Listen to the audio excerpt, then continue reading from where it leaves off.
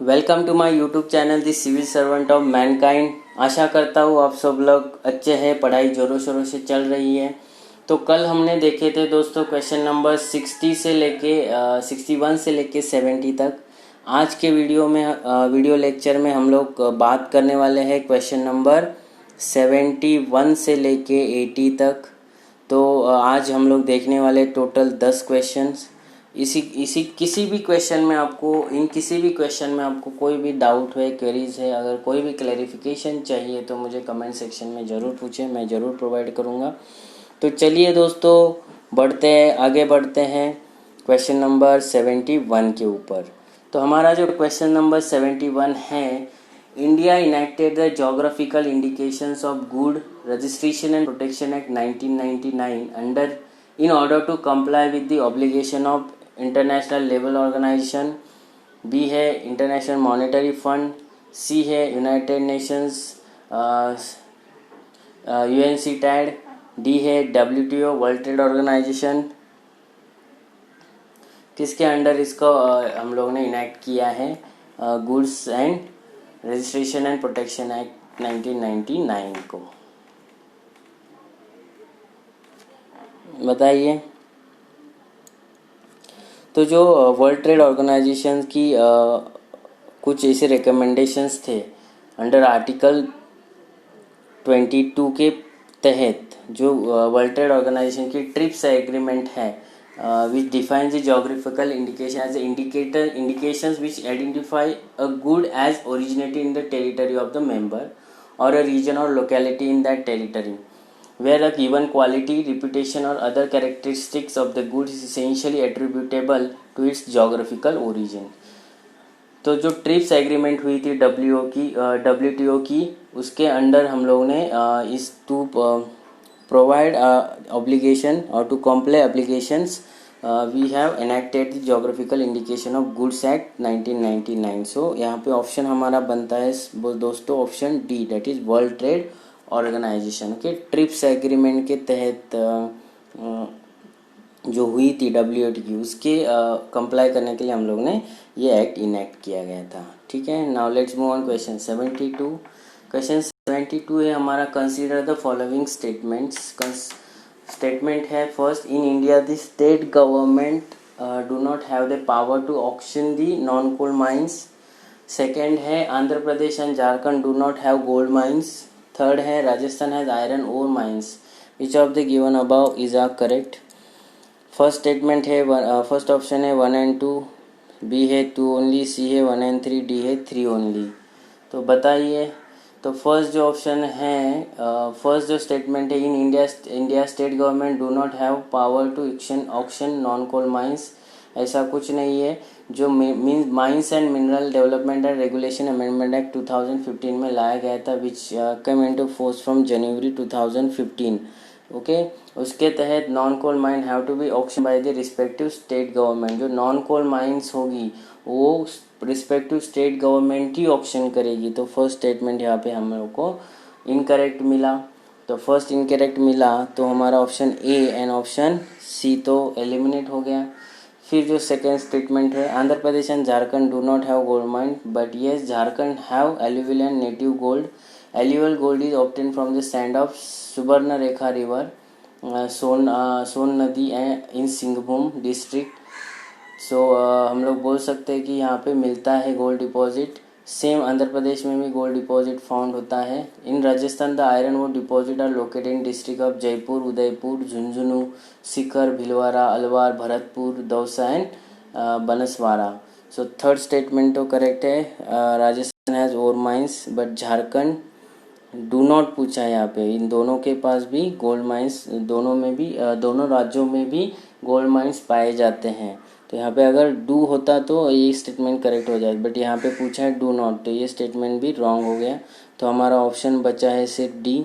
सो D इसका correct answer है हमारा option D, that is statement 3 only. Got it? Now let's move on question 73। What is question 73? With reference to the digital payments, consider the following statements.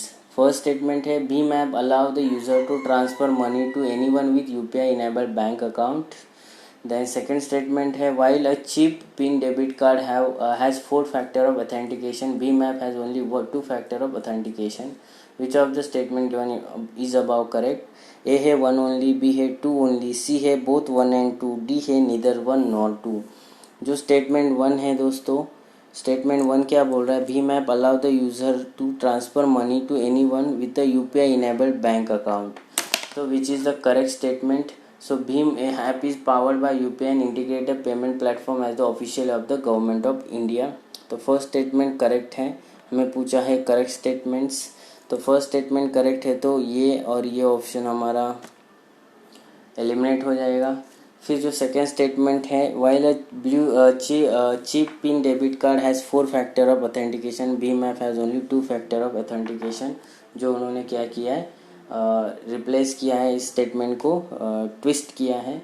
So which is incorrect statement, debit card does not have 4 factor authentication, कोई भी 4 factor authentication नहीं है debit card को, but भीम app has 3 factor of authentication. कौन से 3 factor है, तो यहाँ पे बताया 2, तो ये रॉन्ग हो गया, ठीक है। सो सेकेंड रॉन्ग है, तो सी भी क्या है, तो बचा हुआ हमारा आंसर है option A is the correct answer. Okay, आपको समझ में आ रहा है एलिमिनेशन मेथड से क्वेश्चन कैसे हम लोग सॉल्व कर सकते हैं, कैसे हम लोग क्वेश्चन का आंसर पा सकते हैं, अगर कुछ चीज़ें हमें पता होगी तो। Now let's move on question 74। क्या है question 74, among the following cities which one lies on the longitude closest to that of Delhi. Okay, longitude पे दिल्ली के लॉन्जिट्यूड में कौन सी सिटीज़ आएगी। सो देखो, हैदराबाद तो नहीं आएगा, नागपुर भी नहीं आएगा, पुणे भी नहीं आएगा। सो अगर दिल्ली यहाँ पे है तो बेंगलुरु, ओके, तो ये नज़दीक आएगा, तो ये इसका करेक्ट आंसर होगा, दैट इज़ बेंगलोर।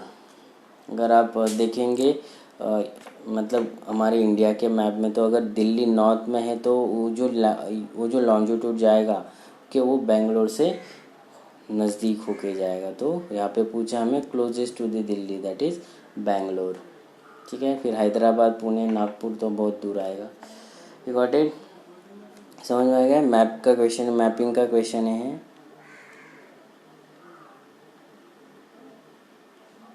मैपिंग का क्वेश्चन है। Got it, straight forward.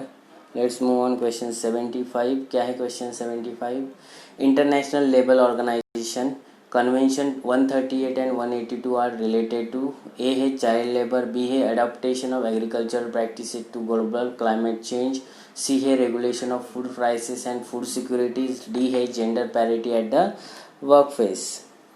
तो बताइए क्या हो सकता है। वन आर्टिकल जो लेबर ऑर्गेनाइजेशन के कन्वेंशन है 138 and 182। So 138 is related to minimum age convention and 182 is related to the worst form of child labour convention. तो ये यहाँ पे बताया है कि मिनिमम एज कन्वेंशन, तो दोनों भी किससे रिलेटेड आएगा, चाइल्ड लेबर से रिलेटेड आएगा, तो ऑप्शन ए यहाँ पे हमारा करेक्ट है, ठीक है। तो जो नंबर कन्वेंशन 138 है, it is related to minimum age convention concerning minimum age of admission to employment, and 182 है worst form of child labour convention concerning the prohibition and immediate action of elimination of worst form of child labour. तो ये is the correct answer दोस्तों। Now let's move on question 76। क्या है question 76, बताइए question 76 क्या है। Consider the following event, the first democratically elected communist party government form in a state of India, second India's then largest bank Imperial Bank of India was renamed as State Bank of India, third Air India was nationalise and became the national carrier, third fourth है Goa become a part of independent India. तो इसको बोला है कि which of the following is the correct chronological sequence of above event, सबसे पहले और सबसे लास्ट में कौन सी इवेंट हुई है उनकी क्रोनोलॉजी यहाँ पे हमें पूछी है। तो फर्स्ट ऑप्शन है 4 1 2 3 3 2 1 4 4 2 1 3 एंड 3 1 2 4। जो देखिए फिर अभी अगर हमें ये इसका ईयर्स पता होगा तो इम्पीरियल बैंक ऑफ इंडिया, तो ओके, जो इम्पीरियल बैंक ऑफ इंडिया है which is renamed state Bank of India in 1955। Okay, इसको कभी रीनेम किया गया था, 1955 में रीनेम किया गया था। Then Air India was nationalise in 1953। Air India को कब नेशनलाइज किया गया था? 1953 में। 1953 में इसको नेशनलाइज किया था। फिर Goa become a part of independent India. Okay, कब हुआ था इंडिपेंडेंट इंडिया का गोवा पार्ट? दैट इज 1961 में। ओके, 1961 में। एंड जो फर्स्ट है, the first democratically elected communist party government form in state of India in 1957। 1957 में बनी थी केरला में। ठीक है, तो जिसमें वो कितने सीट भी जीते थे? 60 सीट्स जीते थे। तो देखिए अभी क्रोनोलॉजिकल ऑर्डर उन्होंने पूछा है। तो सबसे लास्ट में कौन सी इवेंट हुई है? 1961 वाली, that is Goa become a independent part of independent India. तो फोर्थ जिसमें लास्ट है वो रहेगा। तो ए एंड डी एलिमिनेट हो जाएगा, ए एंड सी एलिमिनेट हो जाएगा। फिर 4 है, थर्ड भी फर्स्ट है, तो थर्ड एंड फोर्थ। थर्ड कौन सी है? Air India was introduced nationalise 1953 में एयर इंडिया नेशनलाइज किया गया था। फिर इम्पीरियल बैंक ऑफ इंडिया का रिनेम हुआ था स्टेट बैंक ऑफ इंडिया। सो 3-2 है, फिर आएगा 1, फिर आएगा 4। सो 3, 2, 1, 4 कौन सा है? बी। तो B is the correct answer. B इसका करेक्ट आंसर होगा दोस्तों। ठीक है, समझ में आ गया? ठीक है, लेट्स मूव ऑन क्वेश्चन 77। क्या है question 77? Right to privacy is protected as an intrinsic part of right to education and personal liberty. Which of the following is in the constitution of India correctly and appropriately implied the above statement? Right to privacy is protected as a intrinsic part of right to life and personal liberty. ऐसा किस article के तहत बोला गया है? तो ये है article 14 and provision under the 42 constitutional amendment. Then article 17 DPSP, article 21 freedom guarantee part 3, article 24 provision under 44 amendment of constitution.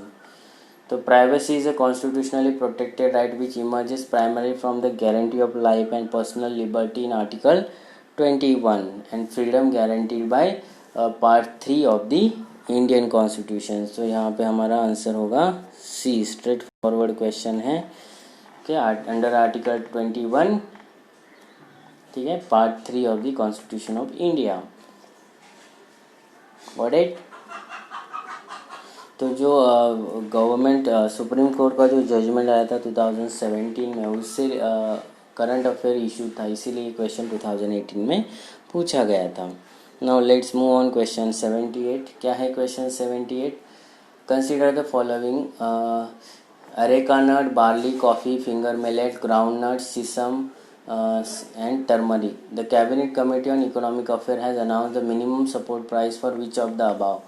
किस MSP किसके लिए अनाउंस की गई थी?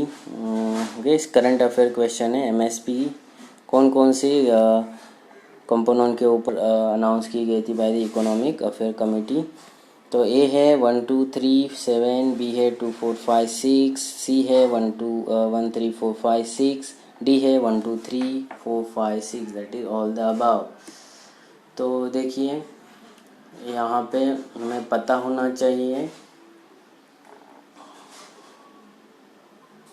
सो जो कैश क्रॉप होते हैं, कैश क्रॉप के ऊपर MSP नहीं दी जाती है ऑलमोस्ट। जो कॉफ़ी है, कॉफ़ी के ऊपर MSP नहीं होती है। सो थर्ड और जिसमें है वो कैंसिल हो जाएगा, तो एलिमिनेट करो थर्ड को सीधा। तो बचा हुआ हमारा आंसर है बी। तो बी में कौन कौन से हैं? 2 बार्ली है, 4 फिंगर मिलेट है, ग्राउंडनट है एंड टर्मरिक है, सीसम है।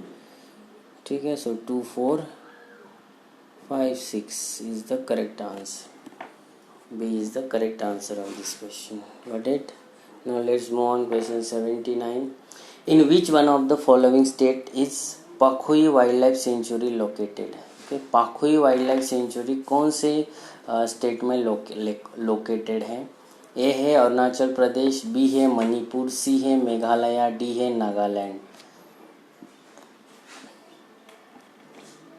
बताइए। जो पाखुई वाइल्ड लाइफ सेंचुरी है, पाखुई वाइल्ड लाइफ सेंचुरी अल्सो इसको पक्के टाइगर रिजर्व भी बोला जाता है। तो पक्के टाइगर रिजर्व किस में आता है? किस में आता है पक्के tiger reserve? That is Arunachal Pradesh, AP. ठीक है।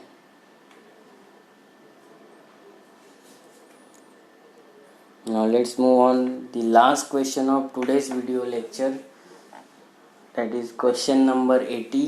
क्या है question number 80? With reference to India's satellite launch vehicle, consider the following statements। First है PSLV launched the satellite useful for Earth resources monitoring, whereas GSLVs are designed mainly to launch communication satellites। Second statement है satellite launch by PSLV appears to remain permanently fixed in the same position in the sky as views from the particular location of the earth। Third statement है GSLV Mark 3 is the fourth stage launch vehicle with the first and third stage using solid rocket motors and the second and fourth stage using liquid rocket engine। Which of the statement given above is are correct? ए है 1 only, B है 2 and 3, सी है 1 and 2 only, D है 3 only. अभी यहाँ पे देखिए elimination method का use नहीं कर सकते हैं। तो देखिए PSLV launch the satellite useful for earth resource monitoring, where GSLV are design mainly communication satellites. तो ये करेक्ट है। फर्स्ट स्टेटमेंट करेक्ट है हमारा। फर्स्ट स्टेटमेंट करेक्ट है तो बी हमारा एंड डी हमारा एलिमिनेट हो जाता है। तो फर्स्ट तो PSLV जो design mainly to deliver the earth observation और remote sensing satellites which lift off mass up to 750 kg के 1750 kg मास वो लिफ्ट कर सकती है to sun synchronous circular polar orbit almost about 600 to 900 kilometre altitude। And the GSLV is designed mainly to deliver the communication satellite which highly elliptical, typically 250 into 3.6 kilometer in geosynchronous transfer orbit। ठीक है, almost 3.600 kilometre altitude. ठीक है। And due to their geosynchronous nature, the satellites in this orbit appear to remain permanently fixed in same position in the sky। तो ये satellite launch by PSLV appear remain permanent, यहाँ पे उन्होंने उल्टा किया है। ठीक है, तो स्टेटमेंट 2 रॉन्ग हो जाता है। तो ऑप्शन ए हमारा यहाँ पे करेक्ट हो जाता है। इस स्टेटमेंट में उन्होंने क्रॉस किया है हमें फंसाने के लिए। तो and GSLV Mark 3 3 stage heavy lift launch vehicle. Okay, 3 stage है, not 4 stage. The vehicle has 2 solid, 3 stage है जिसमें से 2 सॉलिड है एंड जो कोर होगा वो लिक्विड बस्टर होता है, क्रायोजेनिक अपर स्टेज होता है। ठीक है, गॉट इट। तो 3 स्टेज है, यहाँ पे 4 स्टेज बोला है तो ये भी रॉन्ग हो जाता है। तो हमारा option A is the correct answer of this question.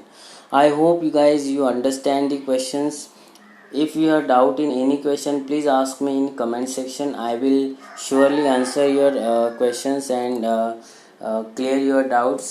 तो अभी तक अगर अपने दोस्तों चैनल को सब्सक्राइब नहीं किया तो चैनल को सब्सक्राइब करें ताकि कोई भी वीडियो आपसे मिस ना हो जाए। जो बच्चे 2020 की एग्ज़ाम देने के लिए और दे रहे हैं, अपीयर हो रहे हैं, उन बच्चों के लिए ये वीडियो मस्ट है।